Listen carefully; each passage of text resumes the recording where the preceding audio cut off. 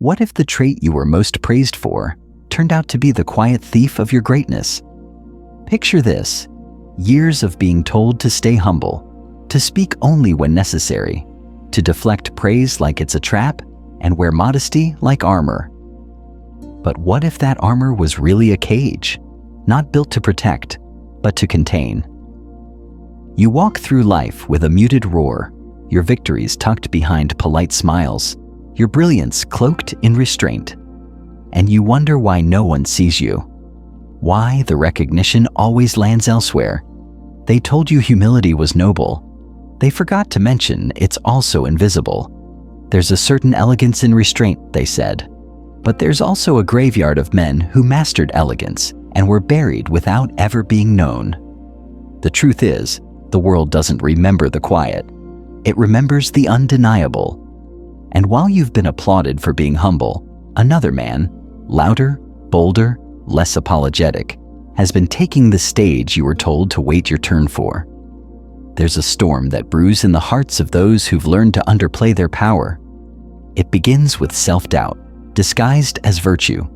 You downplay what you've built, attribute your wins to luck, make yourself smaller in conversations so others feel bigger. You call it maturity, professionalism, tact. But deep down, you know, it's fear. The fear of being labeled arrogant, the fear of making others uncomfortable with your strength. And so, you trade clarity for camouflage.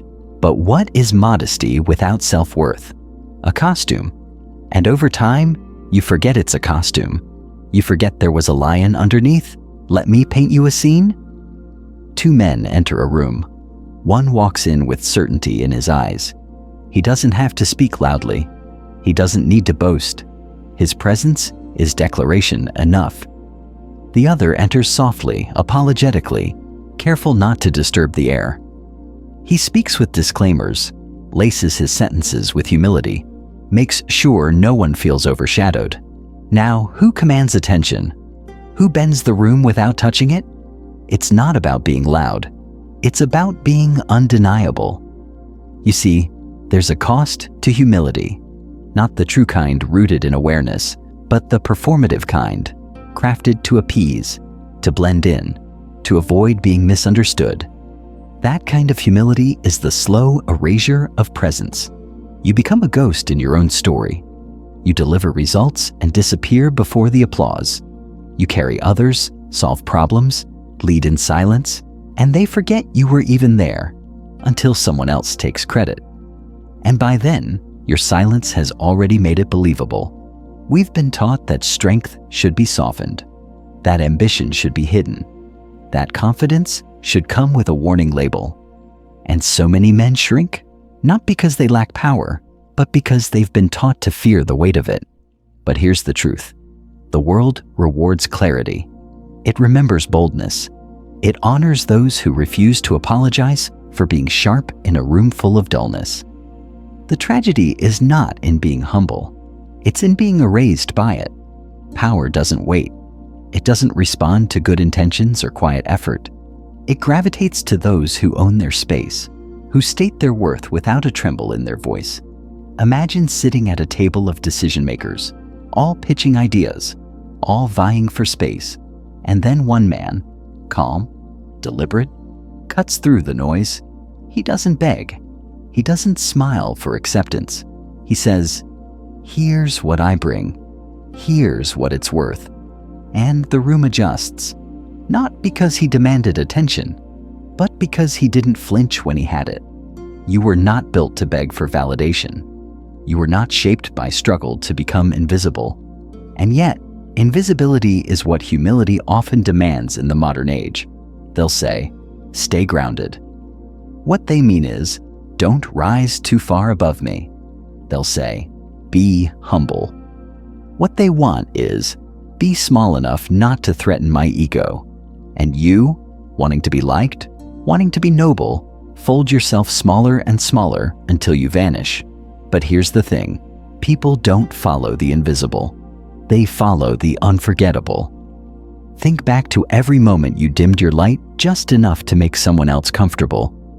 Every time you held back a thought, softened a truth, allowed someone else to claim the space you had rightfully earned, not because they were better, but because you were trained to believe that greatness should be quiet, that confidence should come wrapped in disclaimers, that to be noble, you must first be invisible. But nobility without recognition is martyrdom. And you weren't born to be a martyr. There's a certain weight that comes with unspoken greatness. A man can carry mountains, lift others, break barriers, and still be asked to do it quietly. Why? Because noise makes people uncomfortable. Because presence forces others to see where they've stood still. And so they celebrate your humility, not as virtue, but as convenience. They need you silent. They need you tame. Because your voice is a mirror, and most people can't bear to look into it. Picture a throne room, not of gold and velvet, but of influence and perception. The man who walks in with apologies in his posture, with hesitancy in his tone, will never be offered the throne. Not because he isn't worthy, but because he failed to signal he could carry the crown. Authority doesn't beg. It doesn't hope. It declares. And that declaration begins with how you walk into a room, with how you speak your own name. So many men are waiting to be discovered, to be recognized, to be called up. But the world doesn't call on the silent.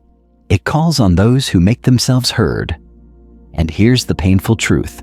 No one is coming to rescue you from obscurity. No one is going to push you forward just because you've earned it in silence. The world responds not to merit, but to motion. You must move.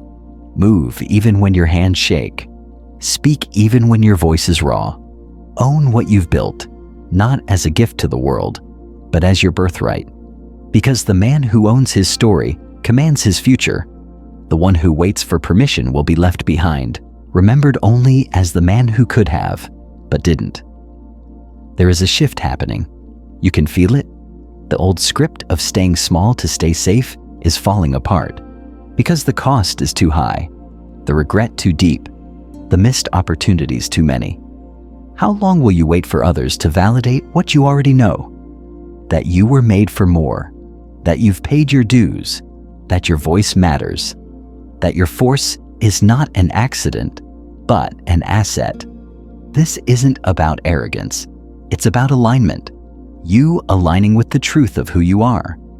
And the truth is, no empire was ever built in a whisper. It was built in boldness, in clarity, in conviction. And you, if you are honest, have known this all along. You've just been too polite to act on it. Let me be blunt. Politeness will not get you promoted. Softness will not make you memorable. Silence will not protect you from being overlooked. The game of life, of power, of legacy, it is not fair. It is not patient. It does not reward the man who keeps his head down. It rewards the one who lifts it high and says, I'm here, and I'm not leaving. You do not need to be loud to be powerful, but you do need to be seen. You do not need to boast, but you must never hide. Because every time you hide, you hand your future to someone else. Someone with less talent, less vision, less heart, but more audacity. And audacity always moves faster than talent when talent refuses to speak. It's time to unlearn the lies. That strength is shameful. That leadership is only valid when everyone agrees. That success should be softened for those still struggling. You are not helping anyone by shrinking. You are not doing the world a favor by staying small. You are setting a precedent. That brilliance must apologize. That power must bow.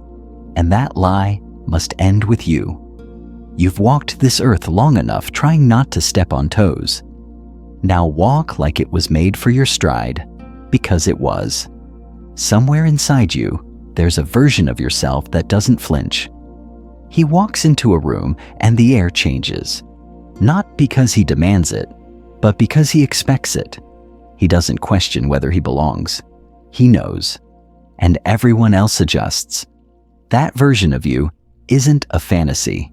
He's just buried under years of politeness, of waiting, of humility packaged as goodness. But he's still there, waiting.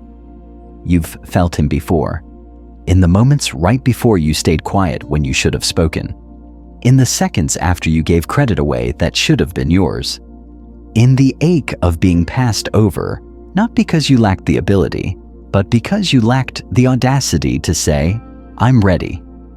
That ache wasn't failure. It was your power knocking. So, knock back. Claim the space. Not because you're the loudest, but because you're the one who can't be ignored. You've done the work. You've bled in silence. You've led without applause. But the crown doesn't care how quiet your climb was. It only lands on the head that holds itself high enough to carry it. And if you're still bowing to be liked, you're not ready for it.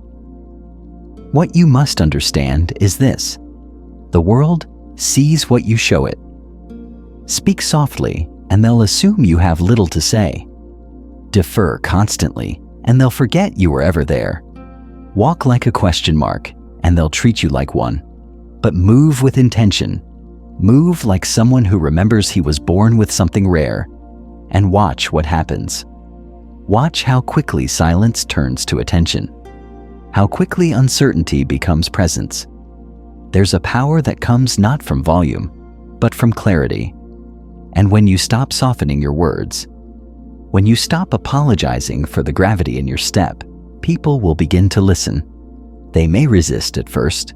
They may call you difficult. They may say you've changed. But the truth is, you've just stopped hiding. And people rarely celebrate what they can no longer control. Let them call it arrogance. Let them whisper. Let them misunderstand. That is the tax of stepping into your fullness, and it's worth every moment.